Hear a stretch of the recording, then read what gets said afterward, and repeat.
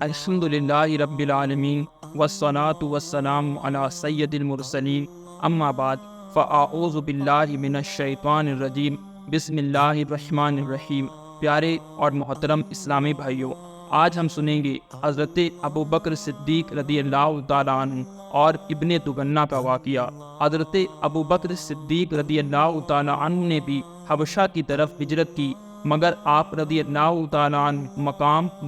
ارکل گمال میں پہنچے تو قبیلے کارا کا سردار ملک بن دگنہ راستے میں ملا اور دریافت کیا کہ کیوں اے ابو بکر کہاں چلے؟ آپ رضی اللہ تعالیٰ عنہ نے اہل مکہ کے مظالم کا تذکرہ فرماتے ہوئے کہا کہ اب میں اپنے وطن کو چھوڑ کر خدا کی لمبی چوڑی زمین میں پھرتا رہوں گا اور خدا کی عبادت کرتا رہوں گا۔ ابن دگنہ نے کہا کہ اے ابو بکر، آپ جیسا آدمی نہ شہر سے نکل سکتا ہے اور نہ نکالا جا سکتا ہے۔ آپ دوسروں کا بار اٹھاتے ہیں، مہمانان حرم کی مہمان نوازی کرتے ہیں، خود کما کما کر مفلسوں اور محتاجوں کی مالی امداد کرتے ہیں، حق کے کاموں میں سب کی امداد و اعانت کرتے ہیں۔ آپ میرے ساتھ مکہ واپس چلیے، میں آپ کو اپنی پناہ میں لیتا ہوں۔ ابن دگنہ آپ رضی اللہ تعالیٰ عنہ کو زبردستی مکہ واپس لایا اور تمام کفار مکہ سے کہہ دیا کہ میں نے ابو بکر صدیق رضی اللہ تعالیٰ عنہ کو اپنی پناہ میں لے لیا ہے، لہٰذا خبردار کوئی ان کو نہ ستائے۔ کفار مکہ نے کہا کہ ہم کو اس شرط پر منظور ہے کہ ابو بکر اپنے گھر کے اندر چھپ کر قرآن پڑھے تاکہ ہماری عورتوں اور بچوں کے کان میں قرآن کی آواز نہ پہنچے۔ ابن دگنہ نے کفار کی شرط کو منظور کر لیا اور حضرت ابو بکر صدیق رضی اللہ تعالیٰ عنہ چند دنوں تک اپنے گھر کے اندر قرآن پڑھتے رہے،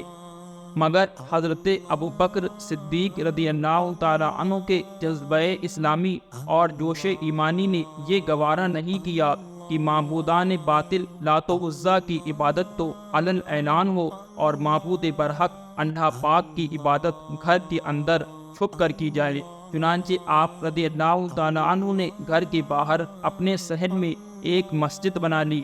اور اس مسجد میں علل اعلان نمازوں میں بلند آواز سے قرآن پاک کی تلاوت کرنے لگی، اور کفار مکہ کی عورتیں اور بچے بھیڑ لگا کر قرآن پاک سننے لگی۔ یہ منظر دیکھ کر کفار مکہ نے ابن دگنہ کو مکہ واپس بلایا اور شکایت کی کہ ابو بکر گھر کے باہر قرآن پڑھتے ہیں، جس کو سننے کے لیے ان کے گرد ہماری عورتوں اور بچوں کا میلہ لگ جاتا ہے، اس سے ہم کو بڑی تکلیف ہوتی ہے، لہٰذا تم ان سے کہہ دو کہ وہ گھر کے اندر قرآن پڑھیں، ورنہ تم اپنی پناہ کی ذمہ داری سے دست بردار ہو جاؤ۔ چنانچہ ابن دگنہ نے حضرت ابو بکر صدیق رضی اللہ تعالیٰ عنہ سے کہا کہ اے ابو بکر صدیق رضی اللہ تعالیٰ عنہ، آپ گھر کے اندر چھپ کر قرآن پڑھی، ورنہ میں اپنی پناہ سے کنارہ کش ہو جاؤں گا۔ اس کے بعد کفار مکہ آپ کو ستائیں گے تو میں اس پر ذمہ دار نہیں ہوں گا۔ یہ سن کر حضرت ابو بکر صدیق رضی اللہ تعالیٰ عنہ نے فرمایا کہ اے ابن دگنہ، تم اپنی پناہ کی ذمہ داری سے الگ ہو جاؤ، مجھے اللہ پاک کی پناہ کافی ہے اور میں اس کی مرضی پر راضی برضا ہوں۔ صلو علی الحبیب صلی اللہ تعالیٰ علی محمد صلی اللہ علیہ وسلم۔